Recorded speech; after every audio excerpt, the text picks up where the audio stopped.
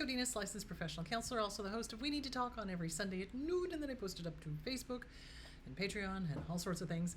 This video is for educational and informational purposes only. The views and opinions stated herein are mine and mine alone. They do not represent the ACA, the APA, or any other therapist for that matter. Boom, shakalaka, done. I'd like to thank my sponsor, BetterHelp, BetterHelp, BetterHelp.com/Chris Godinez. They're an online therapy company. They are international. They have 40,000 therapists working with them. They are master's level and PhD level. So go to betterhelp.com/Chris Godinez, fill out a questionnaire, and they will place you with one of their therapists. Thank you. All right. So let's get into the questions, shall we? Let me find it. Here it is. What is your opinion of internal family systems for family of origin trauma and self-esteem? I don't know a whole lot about it. I was trained in cognitive behavioral.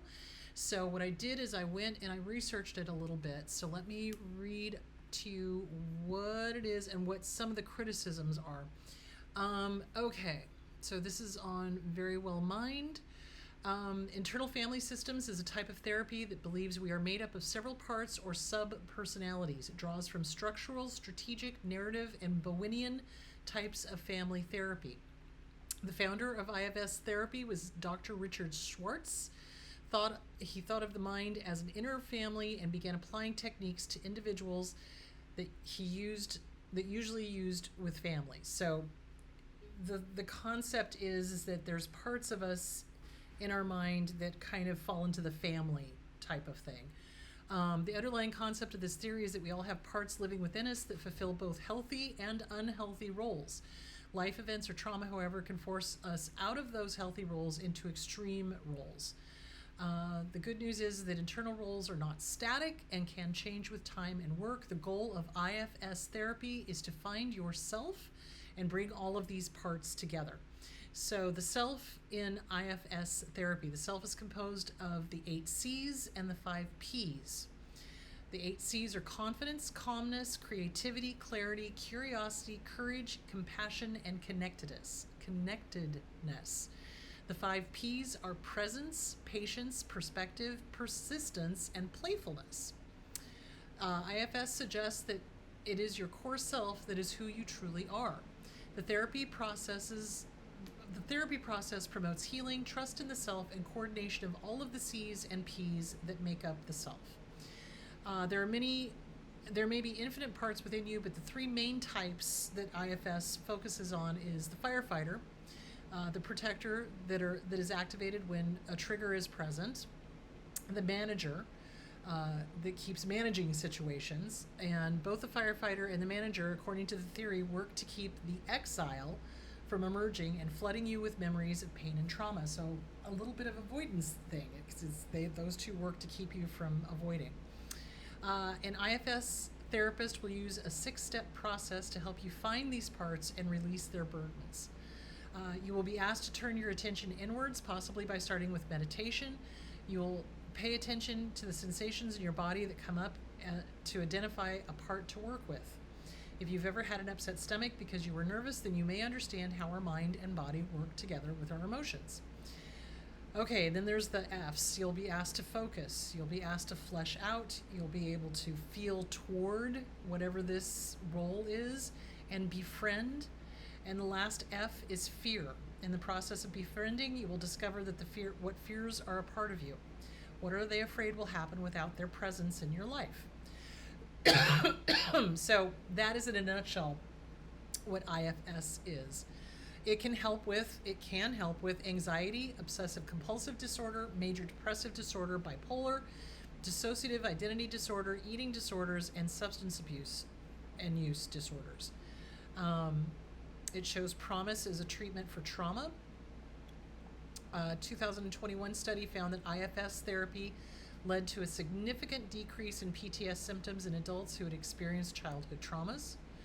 Benefits, in a study of college-aged women with moderate to severe depression, researchers found that IFS therapy had the following benefits for the participants: gave them the power through self-leadership and in achieving an internal balance, promoted self-compassion, helps them view depression symptoms as normal reactions to stressors or trauma, rather than as a diagnosis, provides a better understanding of self, prepares for emotional difficulty in the future. IFS therapy was founded in the 1980s, but it has not been deeply researched, and that is one of the main criticisms. So that is kind of a bad thing, is that there's not been enough research into the effectiveness of it. It has been shown and has showed promise in improving phobia, panic, and generalized anxiety disorders, physical health conditions and symptoms, personal resilience and self-concept.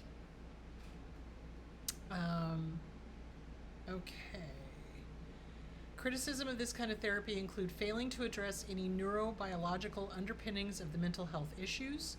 Additionally, several lawsuits allege that practitioners of IFS therapy push them to recover memories of repressed traumas. If you have schizophrenia or are dealing with any active delusions or paranoia, this is not the right type of therapy for you.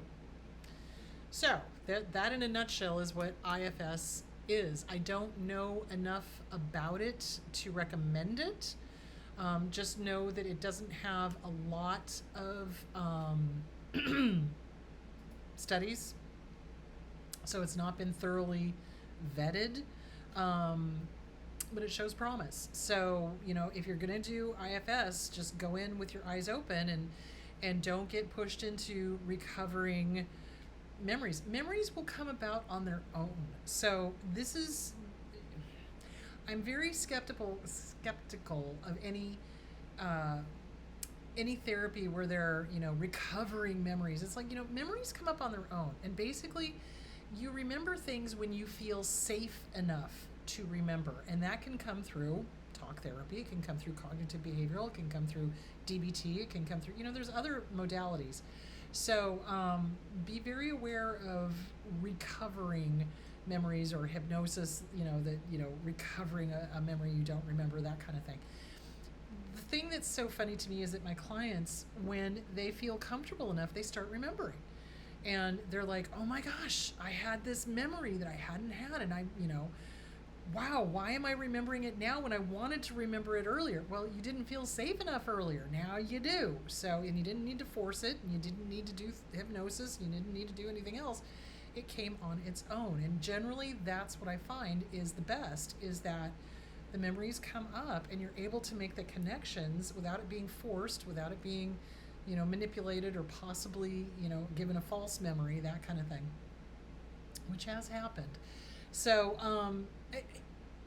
I don't know. I wouldn't do it personally because I don't think it has enough vetting for it. But, if you go into it, realize that that's one of the main criticisms, is that there's not enough studies showing the effectiveness of it. There are some lawsuits about, recovered memories that were not true.